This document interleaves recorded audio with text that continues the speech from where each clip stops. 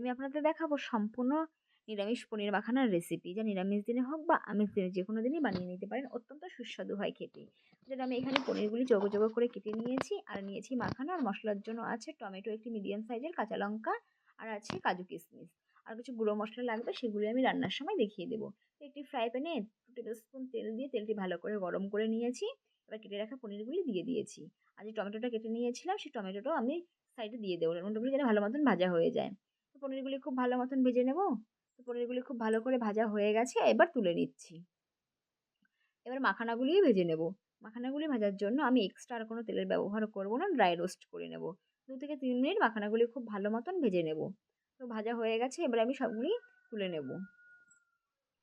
এবার মাখানাগুলি আলাদা করে নিয়েছি, আর টমেটোটি দিয়ে দিয়েছি একটি মিক্সি জারে।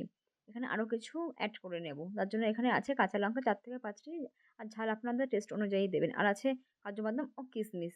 আর দিয়ে দেবো 4 থেকে 5 টুকরো পনির আর মাখানা, যাতে গ্রেভিটি ঘন হয় এবং অনেকটা হয়। এবার সামান্য পরিমাণে জল দিয়ে খুব ফাইন একটি পেস্ট করে নেব। এবার রেসিপিটি বানানোর জন্য একটি ফ্রাই প্যান বসিয়ে দিয়েছি, সেখানে দিয়ে দিলাম 3 থেকে 4 টেবিল স্পুন তেল, আর ফোড়নের জন্য দিয়ে দিয়েছি কসুরি মেথি। এবার যে মশলাটা পেস্ট করে রেখেছিলাম, সেই মশলাটাও এবার দিয়ে দেব। এবার মশলাটা 2 থেকে 3 মিনিট খুব ভালো মতন কষিয়ে নেব। 2 থেকে 3 মিনিট কষানোর পরে এখানে কিছু গুঁড়ো মশলা অ্যাড করব। তার ভিতরে আছে হলুদ গুঁড়ো, লঙ্কার গুঁড়ো, জিরের গুঁড়ো, আর দেব সামান্য পরিমাণে চিনি। যেহেতু রেসিপিটিতে টমেটোর ব্যবহার করা হয়েছে, তাই এর টক ভাবটা ব্যালেন্স করার জন্য সামান্য পরিমাণে চিনি দিয়ে দিয়েছি। এবারে আবারও মশলাটা খুব ভালো মতন কষিয়ে নেব তেল ছাড়া পর্যন্ত। দেখতেই পাচ্ছেন মশলার তেলটা খুব ভালো মতন ছেড়ে এসছে। এবার ভেজে রাখা মাখানা আর পনিরগুলি দিয়ে দেব। আর পনিরটা কিন্তু আমি ভাজার পরে গরম জলে সামান্য নুন দিয়ে আমি ভিজিয়ে রেখেছিলাম। এবার দিয়ে দিচ্ছি টেস্ট অনুযায়ী নুন। এবার খুব ভালো মতন সবকিছু কষিয়ে নিয়ে আমি জল দিয়ে দেব। তো খুব ভালো মতন কষানো হয়ে গেছে। এবার এখানে জল দিয়ে দিচ্ছি। আমি এখানে গরম জলের ব্যবহার করছি। আপনারাও চেষ্টা করবেন এখানে গরম জলের ব্যবহার করা। তো 3 থেকে 4 মিনিট খুব ভালো মতন এটি রান্না করে নেব।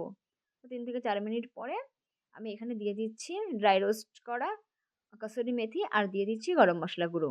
এবার আরও একবার ভালো করে মিশিয়ে নিলে রেসিপিটি কিন্তু তৈরি হয়ে যাবে। আর বাড়িতে একবার হলেও এভাবে বানিয়ে দেখবেন, ভীষণই টেস্টি হয় রেসিপিটি। তো রেসিপিটি কেমন লাগলো অবশ্যই আমায় কমেন্টে জানাবেন। আর আমার চ্যানেলে নতুন হয়ে থাকলে চ্যানেলটি সাবস্ক্রাইব করতে কিন্তু ভুলবেন না। তো আজকের মতো বাই বাই। দেখা হচ্ছে পরবর্তী কোনো নতুন রেসিপিতে।